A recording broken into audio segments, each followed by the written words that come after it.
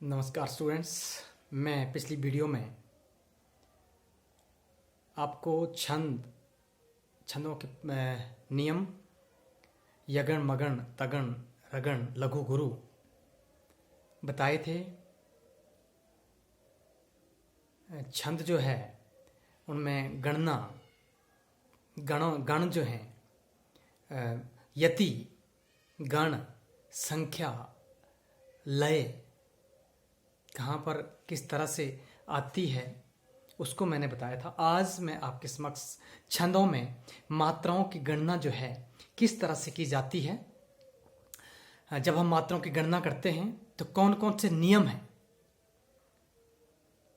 और किन किन नियमों का हमें पालन करना पड़ता है मात्राओं की गणना में, तो वो लेकर आपके समक्ष आज आया हूं।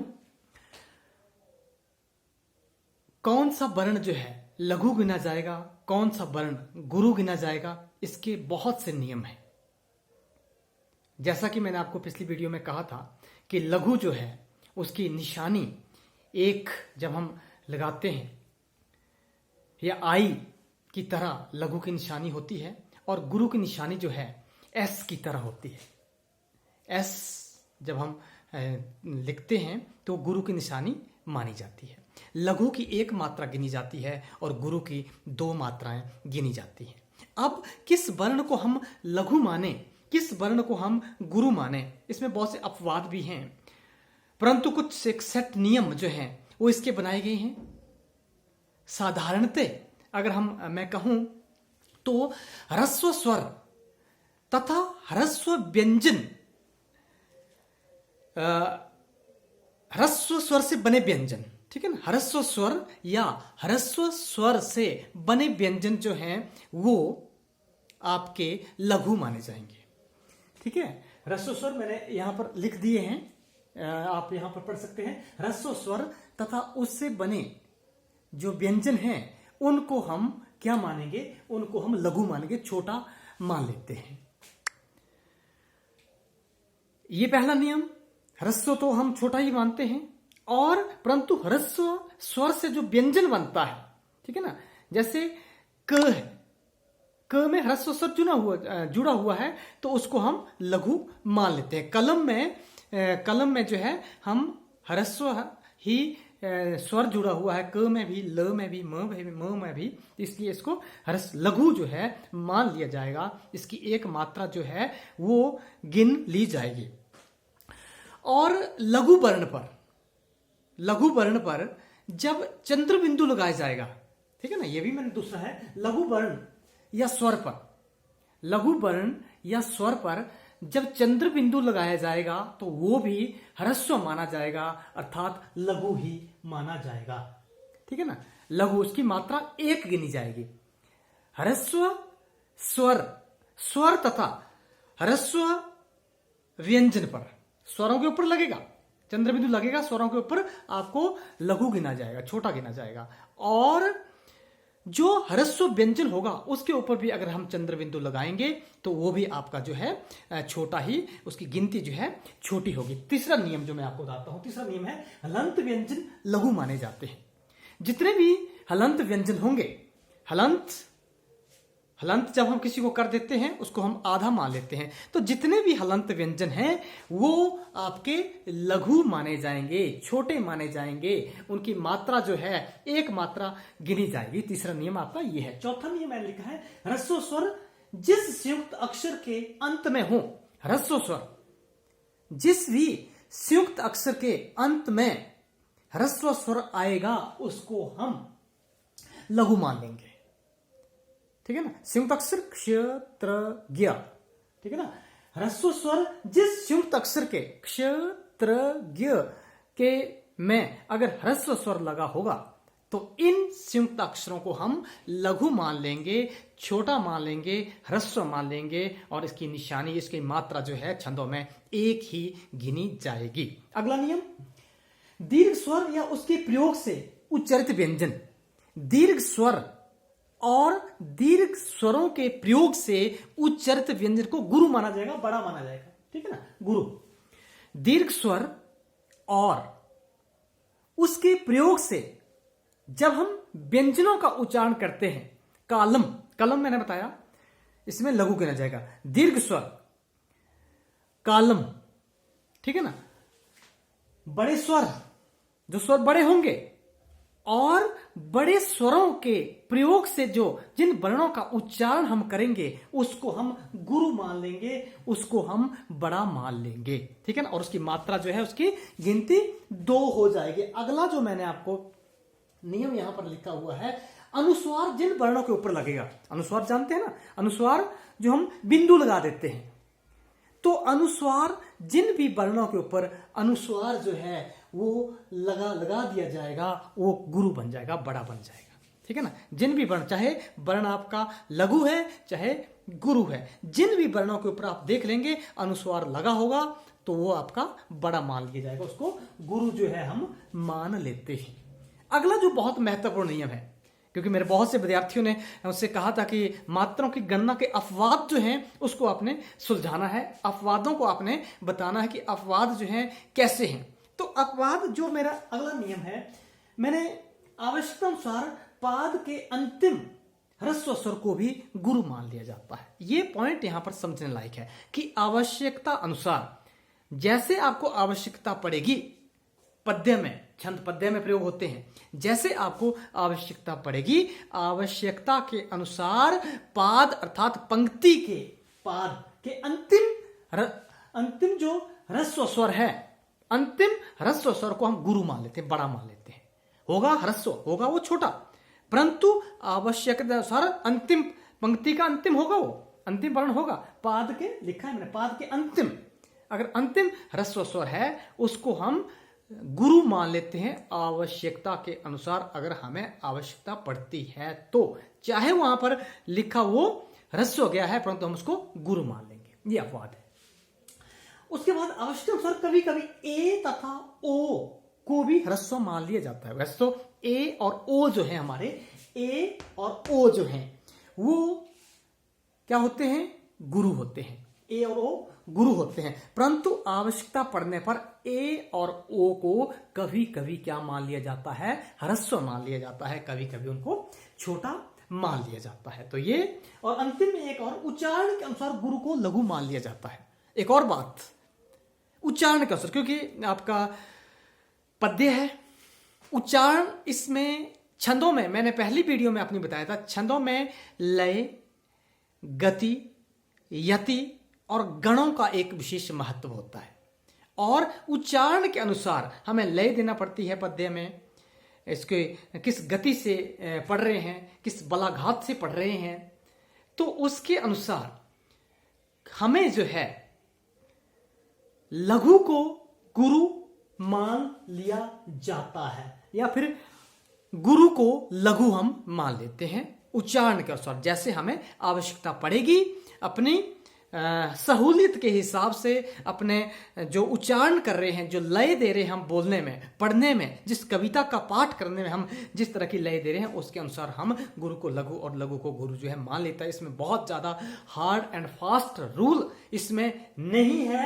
मैंने पहले कहा था उच्चारण के अनुसार और आवश्यकता के अनुसार गुरु को लघु हम मान लेते हैं। ये कुछ नियम मैंने आपको बताए हैं, इसमें बहुत ज्यादा आपने नहीं देखना है, ठीक है।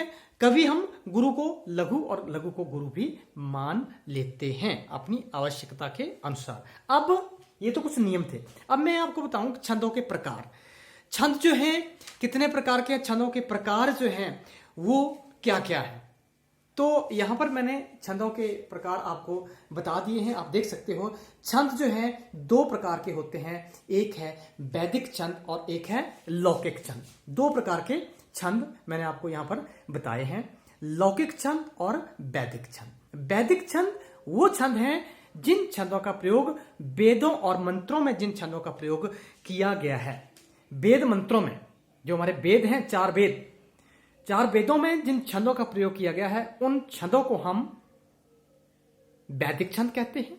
और लौकिक छंद वेदों को छोड़कर अन्य जो भी प्रकार के छंद हैं उनको हमने लौकिक छंदों की श्रेणी में रख लिया है। तो दो प्रकार के छंद बताए मैंने आपको, एक बताया वैदिक छंद और दूसरा बताया मैंने आपको लौकिक छंद। जिन छंदों का प्रयोग वेदों में हुआ है, वेदों और मंत्रों में हुआ है, उनको हम वैदिक छंद कहते हैं। और उनके अलावा, वेदों के अलावा जिन छंदों का प्रयोग हमें देखने को मिलता है, उनको हम लौकिक छंद कहते हैं। अब वेदों के छंदों को हम छोड़ देते हैं। लौकिक छंदों के भी हम जो है दो भेद मानते हैं। एक होता है वार्णिक छंद, एक होता है मात्रिक छंद।